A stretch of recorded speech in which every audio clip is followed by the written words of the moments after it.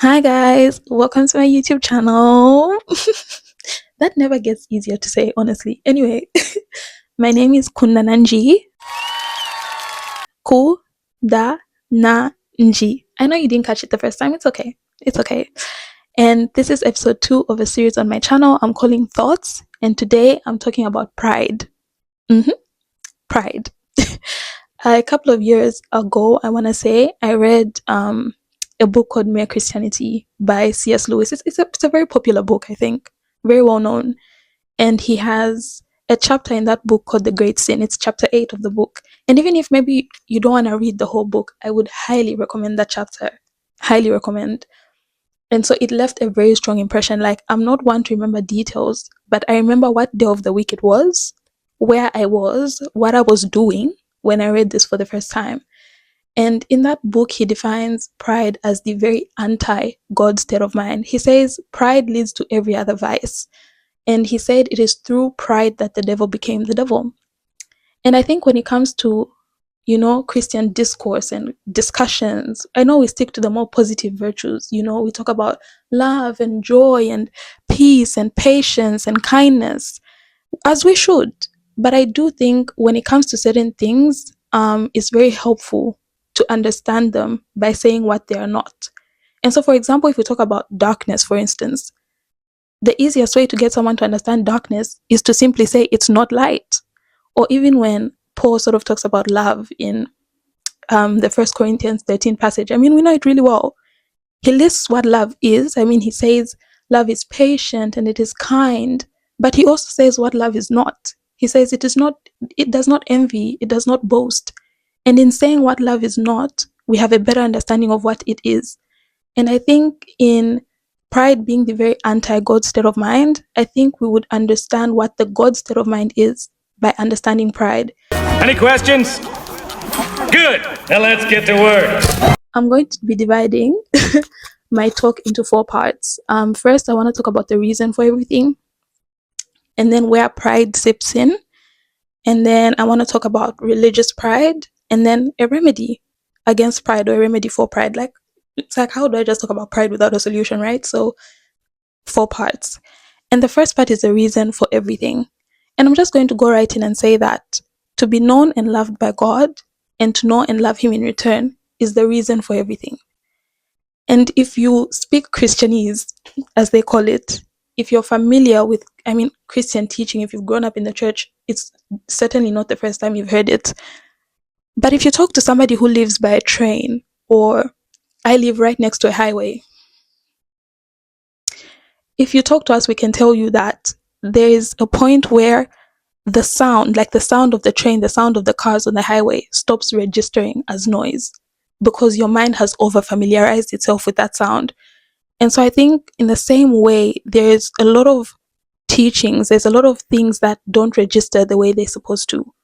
And so in me sort of talking about pride, I think it's very, very important that this registers, that the reason that this earth exists, the reason that we were made, comes down to the fact that we were made for a loving relationship with God. It has to register for anything else that I'm going to say to make sense. And so to do that, I'm going to mention 4 things. And the first thing is the fact that, the Bible talks about the fact that we were made in the image of God, right? The imago Dei, which is what they call it in Latin. That means that unlike other creatures, other living beings, human beings have a rationality. Like, we have an ability to think, we have an ability to reason, and we have, what else do we have? We have freedom of will, we have capacity for worship, we have moral capacity, the ability to detect right and wrong. And all of these things sort of point to the fact that we were made for God. Because I know, let me circle back. If Adam was made, put in the garden simply to steward it, and then given Eve just to have, a relationship with her, like marital bliss, so to say, if he was made only for those 2 things, he should have been a much simpler creature. Much simpler. Proverbs literally tells us to learn to steward from the ants. And there are like some animals, I think the seahorse, and there were a couple of others, that are able to like stick to one mate. And so if we were made only for those 2 things, for work and relationship, we should have been much simpler. much simpler beings. We should have been like a cross between like an ant and a seahorse. No, think about it. I'm kidding, but like think about it. And so already the fact that we were literally made in the image of God, that we have reason, we have freedom of will, we have moral capacity, we have capacity to worship, all of these things point to the fact that we were made for more. And the second thing is the fact that I don't know if you guys have ever wondered, but you know when Adam and Eve were cast out of the garden for eating the fruit, right? If you're anything like me, I'm the type of person to be like, this is not making any sense. I just felt like when I first read that, the crime almost didn't match the punishment. It's like, okay, fine, I understand. Like, I get it. God said you should not eat of the fruit. But it's like, they were cast out for eating a fruit. But then if you think of it this way, let's say I get a toaster. I'm more an air fryer girl, but I know they do different things, but I just feel like the word toaster worked for this example more. But if I buy a toaster, I tend to do things for just aesthetic purposes. Like I'll buy something just because I want it to look pretty. But a toaster, you mainly buy to make toast. And so the greatest sin a toaster can commit is to not make toast. And what do we do with a toaster that can't toast anymore? We cast it out. And I know, of course, it's a bit of an oversimplification, but in that case, you sort of understand the gravity of the situation. It's the fact that trust was broken when Adam and Eve ate that fruit. Pause. No, your screen is not frozen. I'm currently editing, and I just realized that it might not be obvious to everyone why or how trust was broken in this case. And so in as little time as possible, I'm going to try to explain that. Here's a picture of Maud to comfort you while I do. And so it's the fact that they didn't trust that God who made them, God who had given them everything, had their best interest at heart in withholding the fruit from them, that he knew what he was doing in asking them not to eat of that fruit. The response should have been, if they trusted God, when the devil came talking about, oh, did God really say? Yes, he did. If they trusted God, that is what they would have said. And if they had questions or anything, they could have taken those to God later, talking about you won't believe who came crawling in here talking about, did you really say? And so I guess to a great extent, we're all Adam and Eve's, right? Kind of mistrusting. But that's for the rest of the video. So moving on.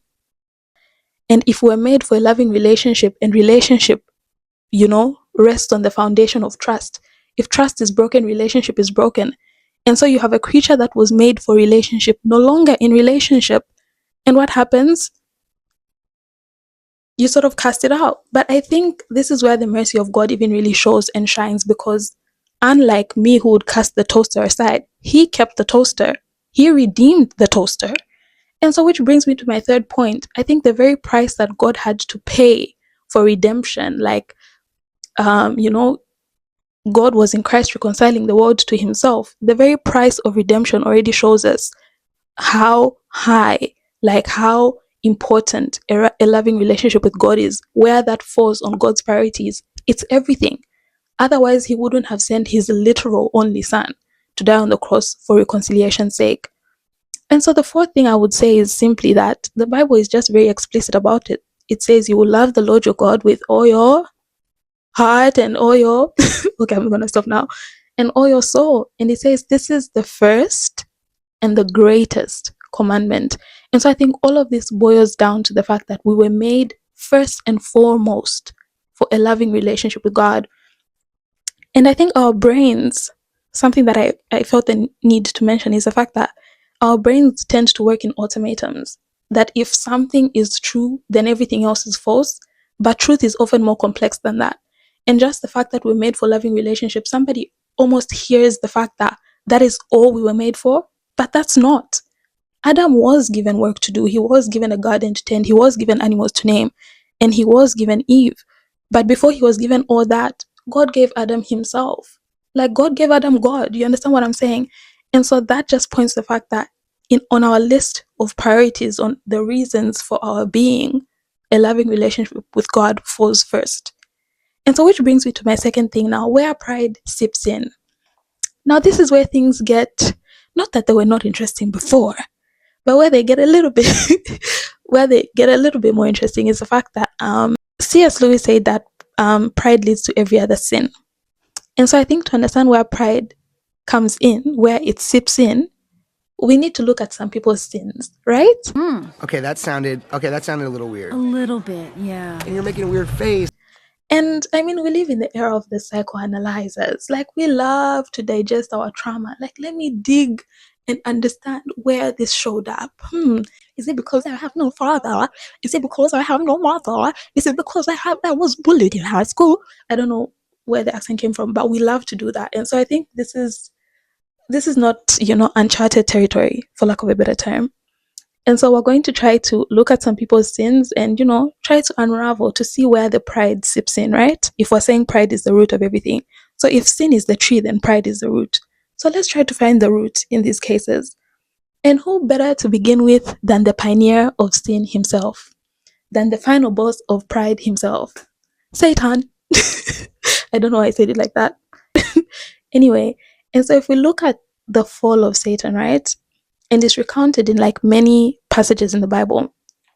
But for the purpose of this video, my mirror is about to fall.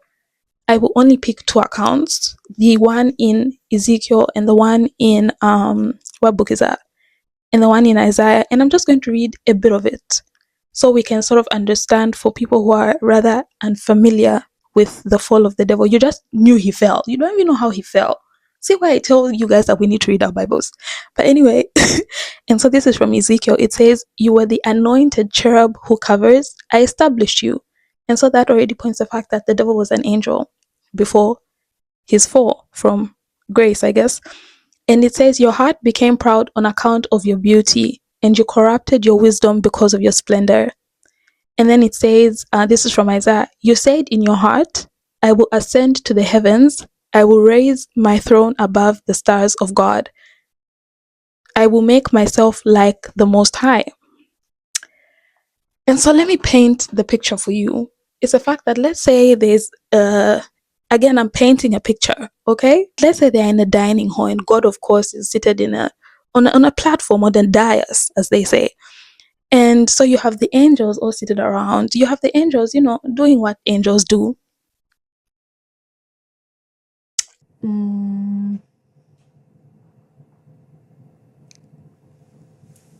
I don't know. And so, so the devil now looks at himself, and he says, Gorgeous. Stunning. he just looks at himself and he says, "I am one good looking dude. Like, look at this. Like, look at me. Look at me." And so he says, this beauty and this splendor, and he didn't say it. Let me emphasize that. He thought it in his heart.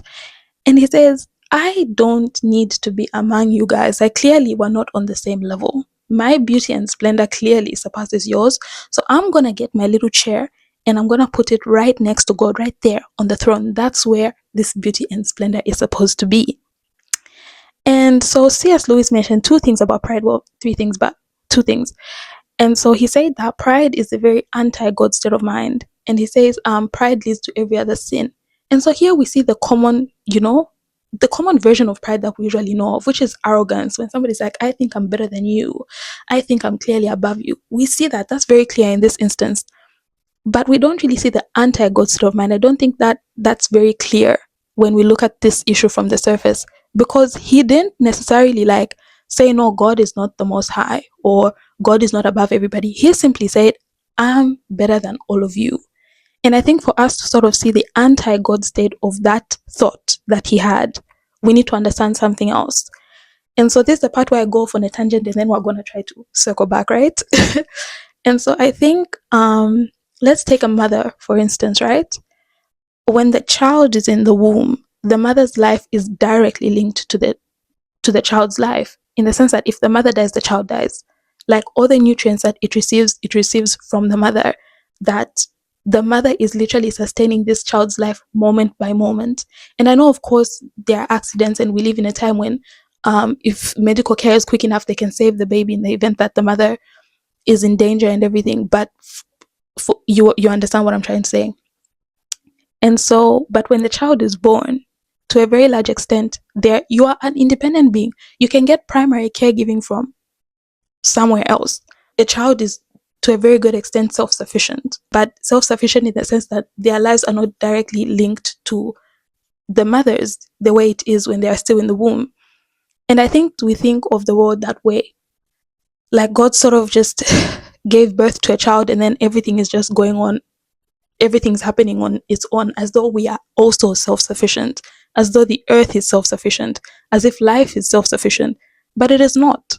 We are still literally like the child in the womb. And this is not the passage I think most people would use to explain this, but there's a part in Romans. Let me just read it.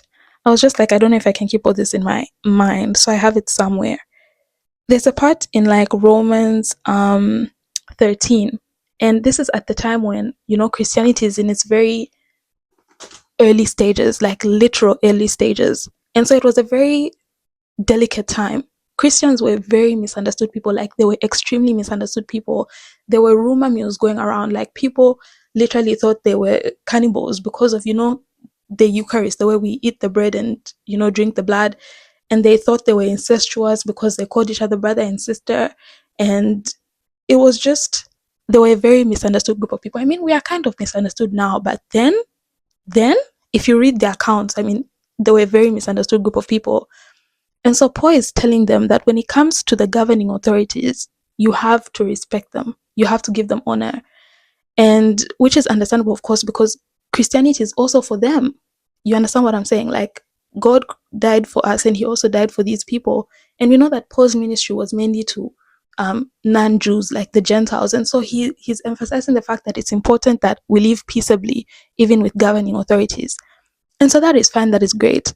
But then he goes on to say that you must do this because these people are God's ministers over you. Now, this is where things get a little, because if you know anything about the Roman emperors at that time, the Neros, the Marcus Aurelius, I mean, we know Constantine came and, you know, sort of institutionalized Christianity much later. But at this time, the Roman emperors were not people you can call God's people. Like, these were pagans, okay?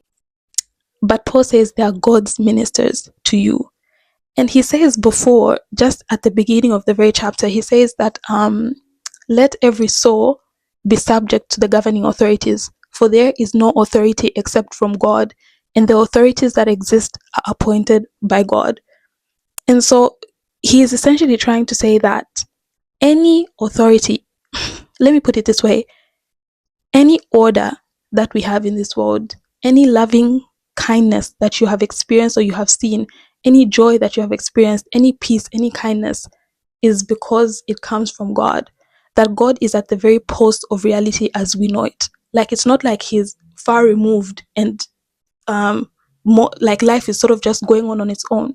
God is sustaining life moment by moment.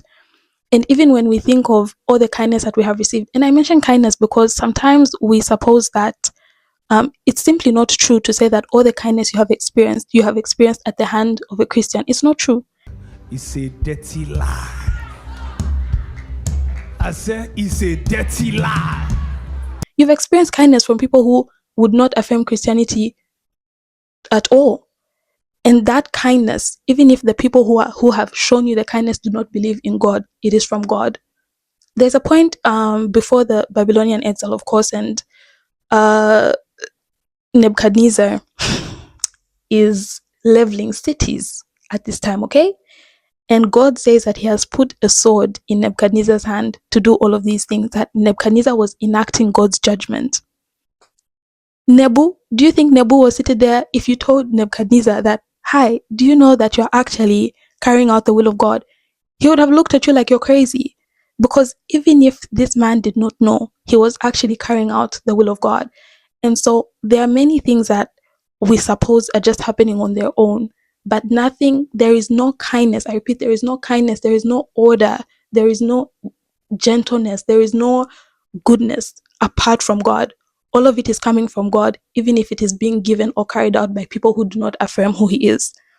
And so I just think that all of this boils down to the fact that God is sustaining this planet moment by moment, just like the mother sustaining the child's life in the umbilical cord. And I know the question that sort of arises from all of this is, have you seen the state of the world, girl? Have you seen all the chaos going on, girl? And all of that is because we are dependent creatures trying to live independently of God. If you remember in Adam and Eve, when he sort of cast them out of the garden, right? Actually, before that, when he tells them, if you eat of this fruit, you will die. He doesn't say, I will kill you. There's a very big difference there. He doesn't say, I will kill you. He says, you will die. And you will die is simply because if you have the source of life here and you move away from the source of life, death is a natural consequence. If you have light here and you move further and further away from the light, darkness is a natural consequence. And so the chaos in the world, why it is the way it is today, because we are dependent creatures trying to live independently. That's the reason for everything. And I think even when we think of, let's say, Romans 1, right? When he's talking about these people who have, it literally says, I think I could read it if I hope I took note of it. I'll have it literally down here. But it says there were people who they didn't think retaining the knowledge of God was worthwhile. They didn't think it was worthwhile. Like, why should I be out here thinking about God? Like, why is that important? Why is that necessary? And it says God gave them up to uncleanness. And it simply means that he didn't make them sin. He didn't do anything. He just removed himself from the situation. And then chaos just came about because he is the source of everything. He is the source of literally everything. All goodness. Just before somebody says he's the source of chaos, I hope I've made that very, very clear that all goodness, or kindness, or faithfulness, or any order, all of these sort of good qualities that we see, they are because of God. And He is, distributing them moment by moment in the world. And the reason for all of the chaos is because, again, we are dependent creatures trying to live independently of our Creator. And so back to the devil, I had mentioned before that it's not really easy to see for just looking at the surface, the anti-godness, so to say, of what he had done.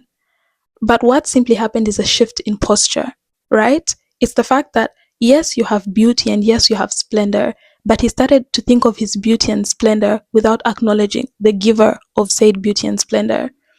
And so this is where he started to look at himself, like I said, gorgeous, stunning. Mirror, mirror on the wall. Jean-Claude Van Damme, I'm fine. But more than anything, God wants us to recognize that everything that we have received from Him. And if we think of it that way, as simply receivers, we would have no reason to exalt what we have above other people or to think better of ourselves than other people. Because even if you have a larger portion of something and somebody else has a lesser portion of that thing, you are all receivers. No one gave themselves that. No one gave themselves beauty. No one gave themselves splendor. And so to exalt in the gift without acknowledgement of the giver is to cast the giver aside. And that essentially is the root of pride. That is not the root of pride, sorry. It's the root of all sin. Okay. And so when we sort of say that pride is a root of every other sin, if we think of the sins we commit against other people, right? All of these things are as a result of the fact that you are seeing a person without acknowledging the one who made them. And so let me try to give an example for this. I teach kids, right? And toddlers specifically. And if you have ever worked with toddlers, you know that they are not always, oh, cutesy boopsy. Them little people can be quite mean, actually. Them little people can be a lot of things, okay? And so you might be thinking, oh, I have patience, I have tolerance, I have all of these things. You teach some toddlers and then come back and talk to me about patience, okay? And so sometimes they can just really get on your nerves. And I remember this one time I had seen this particular kid with their parent, and just that interaction, like it really just changed my brain chemistry. It's me seeing with my own eyes how this little person means the world to somebody. Like they actually mean everything to somebody. And it changes the way that you interact with the kid. Honestly, it really does. And you think, oh, obviously it's obvious, like you didn't know this person, like you didn't know the mother cares about this kid. It's one thing to sort of know it in your mind, and it's another thing to witness it. And so I think even with other people, we sometimes we don't really put into consideration the fact that we were made by God.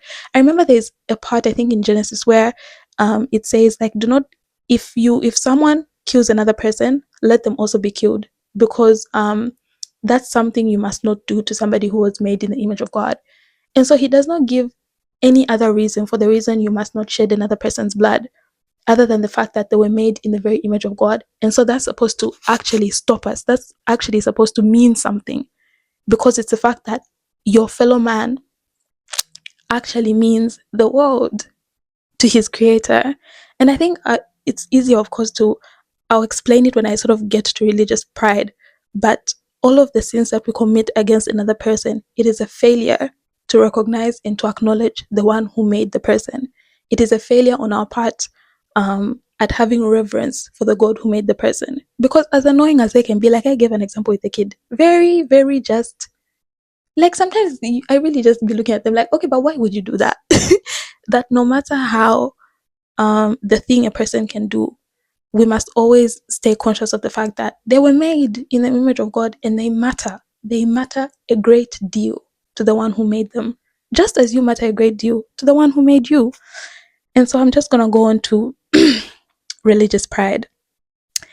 And there's a passage again in Romans. I know I've mentioned a bit of Romans, but like it's what I've been in for what feels like forever now. So there is a part, I think it's Romans 14 actually. And so what's going on again, it's very early church, very beginning stages of the church, right? And so what you have are Jews and Gentiles. And Gentiles are the people who were not previously Jews, essentially. See how explaining what something is not helps in understanding what it is? Anyway, I'll just move on now. The Jews had very strict dietary laws. There's a passage about it in Leviticus. Like even, let's say, land animals, if they have split hooves, I think they were allowed to eat them, or the opposite. And if they did not have split hooves, they couldn't eat them. And there's a plethora of these things. And so you can imagine these people have kept these laws since they were young, since they were born. There's a commentary that literally said these rules for them they were bred in the bone. It's like the way we brush our teeth is the way they observe these things. And so their whole lives, they adhered to certain food laws, understanding that this mattered to God, right? And so you have these people now coming to Christ, and now you remember if there's the part where Peter sort of saw all these animals on a I don't know why I imagine it like a bed sheet in my head, but it's like it's said to be a cloth, and God sort of saying all food is permissible. And so Christianity sort of came with the fact that you could now essentially eat everything. But again, this was a difficult transition for them because, like I said, they had done this for a very, very long time. And so you have these Gentiles who have never had this problem. And so there's a bit of a clash between the two, because it's like those who are adhering to these rules very strictly are looking down on the ones who are not, like, you guys are like not serious or whatever. And then those who are like eating everything are looking down upon those guys because it's like, we can eat everything. Why are you guys still sticking to this? And so it became a bit of a point of discontention. Or is it a point of contention? And so what had happened is the fact that Paul is now addressing the issue. And I think he addresses it in a very interesting manner. He says that, he does actually call the ones who are eating everything as the strong ones. That is the way that everything is permissible. And so he does affirm the overall truth. But he says, those who are not eating these things, they are doing it unto God. And you guys who are eating, you're also doing it unto God. And so he's pointing down to the fact that the main issue here, my lip gloss is now on this mic, but he's pointing out that the main issue here is the fact that your postures have moved. And that is religious pride, that you have moved from God to, oh, look at us and our strict laws, or look at us and we are not observing the laws. Your posture has shifted. And that is where your pride is coming from, because now you're looking down on these people and you are looking down on the other group because you have become prideful, because your posture has moved from God and the fact that he has literally accepted all of you to these things, to these minor issues. And so I think that is religious pride in a nutshell. When we move from, sometimes you get better at these things. Let's say you get better at like prayer and getting in your word and serving and attending church and all of these things. And your posture now moves from, oh, God is enabling me to do these things, to just like the devil, look at me, stunning, gorgeous. And so it's like, it's a shift from God as giver to you sort of glorying in the thing. And so you see that, you see how that's actually the main issue behind all our issues, is that we have usually a lot of the time it is a posture shift. If we trace back our sins, we would find that we have moved from acknowledging the importance of God to over exalting a gift or something that He has given us. There was something else I wanted to say about religious pride. What was it? Did I write it down? I'm usually great at scripting, but this time it was a bunch of things, and I was just like, oh, I'm gonna remember. Did she remember? She did not. Okay, I guess I'll just move on to the last point which I had, which is how to remedy pride or remedy against pride. And I hope if I've done a good enough job, it should be obvious that the issue with pride is the fact that our focus has moved from God to ourselves. But the remedy for pride is a focus shift back onto God. And we already know this. We talk about the disciplines all the time, the Bible reading and the prayer, which I will also get to. But what I wanted to also mention is I wanted us to take a look at how God remedies pride. And so I want to discuss Israel as a case study. So let's look at Israel, right? And this is, of course, just before the exile. Or let's just consider Israel's story in general. Is the fact that these people were taken out of Egypt, given the promised land. And if you remember the story, the promised land was not empty. Canaan was not empty, okay? There were people there. And so for them to get that land, they had to displace the people there. And God had actually said, Him sending them Him sending them there. Yeah. God had actually said that Him sending them there was His judgment on the people there because they had become wayward. Those people were worshipping all manner of idols. They were sacrificing their children to Molech. They were doing all manner of things. And so Israel was essentially sent as a cleanser of sorts, as judgment against those people. And so they had to fight for that land. And so when they had it, what then happened is the fact that they started to worship the gods of those people as well. And I know this is usually talked about when we discuss idolatry, but if you look at idolatry and pride, you'll find that they're almost two sides of the same coin. It is very hard to draw a clear-cut line because both idolatry and pride are a focus shift away from God. And so now how He remedies their pride and their idolatry, these people, is first he I wouldn't say He tolerates it, but he puts up, that's the word I'm looking for. He puts up with them for close to 1,000 years.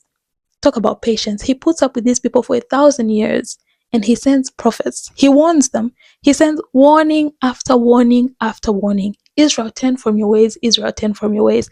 Israel, turn from your ways. Israel, turn from your ways. And that is often the way God deals with pride in us, is that first He says it, He points it out. And what happened then after this 1,000 years of Him putting up with these things? And I just want to mention that there's even a part in Jeremiah 2 where it's a heartfelt plea. It's not always like a warning, like you better turn. It's Him literally saying, like, let me just read it out. I really think it's so good. I promise if I did not take it down right here, I would be so mad. She didn't write it down. He literally tells them, right? He says, this is, what version was I using? Why can't I find my highlights? Anyway, like verse 4 of Jeremiah 2, he says, hear the word of the Lord, O house of Jacob, and all the families of the house of Israel. Thus saith the Lord, what injustice have your fathers found in me, that they have gone far from me? They have followed idols and they have become idolaters. And he literally says that you could go beyond the coast of Cyprus. You could go beyond the coast of Cyprus and see. You could go to Kedar and consider diligently and see if there has been such a thing. Has a nation changed its gods, which are not gods? But my people have changed their glory for what does not profit. He literally says, if you go anywhere, people, they don't change their gods. If you go to Cyprus, if you go to Kedar, people don't change their gods, but my people have exchanged me for other gods. And you see, it's a heartfelt plea, like God is trying to say, they've replaced me for gods that are not even gods. And so there are pleas like this. There are many, many times that He tells to them, like, turn from your sin. Did they hear it? They didn't hear it. And which is why even with growing in the Lord, why I think it's so, so important. Because the thing is the fact that when you're a child, there are some things that you can't explain to a kid. Like, you can't explain, they won't understand it because they don't have the capacity to even understand what you're saying. And so I think even when we are sort of encouraged to like grow in reading our Bibles and everything, it is God saying you need capacity to understand what I'm saying. Otherwise, I'll have to do other things to get you to understand. which is what he does. And so what he essentially does is all the people and their gods that Israel had put confidence in, he starts dropping them like dominoes. And that's what he sent Nebuchadnezzar to do. He starts like all these nations were falling anyhow. And Israel also had the habit of looking to Egypt for help at that time. And they would always call if they're in trouble or anything, they would call to Egypt. Egypt, that wouldn't even answer most of the time. But God made sure Egypt fell, so they really know that the people they've put their confidence in, the gods they've put their confidence in, are no gods at all. And I think sometimes even in our own lives, like God tends to do that, like to sort of wake us up from our stupor, like get up. Like the thing you've put your confidence in is nothing. And sometimes because we don't hear it when he says it the first time, he just causes it to tumble. And then we come back to God. And even in my previous video, I had talked about how for me, my confidence was my intelligence. And it took a situation where I just felt like the dumbest person in the world for me to sort of wake up to the fact that I had put all of my faith and all of my confidence in this one thing. And so that is essentially how God's way is, the fact that first he will speak and then he will show. And I say this because God is more, how do I put this? He's more dedicated, he's more invested in our growth than we are. God is determined that we grow. God is determined that we turn to him. And he's not an egomaniac like, oh, this is my glory, you better give it to me. It's not even that. It's the fact that God made us for himself, and he knows that if there is any true joy, if there is any true happiness to be found on this planet, it is only in him. And so he sort of like gets us back to him, not for his own, how do I put this, not for his own sake, but for our own sake. He's like, I see you running after a joy that will not satisfy. I see you running after a happiness that is delusional, but I need you to come back to me, because the rest you're looking for, the happiness you're looking for, and the joy you're looking for, it can only be found here. And so that is essentially God's way, that he's trying to draw us to himself for our sake more than his own sake. Okay, and so looks like that's everything I honestly had to say. And I just want to emphasize on just growth. I don't know, I honestly just feel like I come on this channel more than anything to just tell you guys to like read your Bibles and pray, but because I really do think that that's the most important thing. I really do think that this world would be very, very different. Our lives would be very, very different if we gave God the time of day. And so I think even if maybe Bible study may feel like you're chewing a gin, chew the gin, chew the denim. Even if, I don't know, prayer looks like it's salt in your eyes, enjoy it. Like, endure is the word I said. Endure it for a time, and then you will find that as time goes on and on and on and on and on, you will look back and you realize it's the best decision you could have ever made for yourself. And so I'm just gonna close with Paul's doxology, like the praise he gave unto God at the very end of the book of Romans. He said, to God alone wise, I think that phrasing is very important. To God alone wise be glory through Jesus Christ forever. Amen. And so everything it circles back to God. It really, really does. The way that this world is made and the way that God made us, he designed it in a way that things only work if he's at the center. He made us for loving relationship, and he gave us work and he gave us relationships. But those things, they are only the way they are supposed to be. They work out the way they are supposed to be, to the extent that they are revolving around the axis that is him. And so give him the time of day. It's very necessary. Goodbye. See you in my next video. Like, share, subscribe. Bye. يلا مع السلامة. هي بنت كنت اعمل مدرسة، المديرة هتطرد الخصم وقت ده.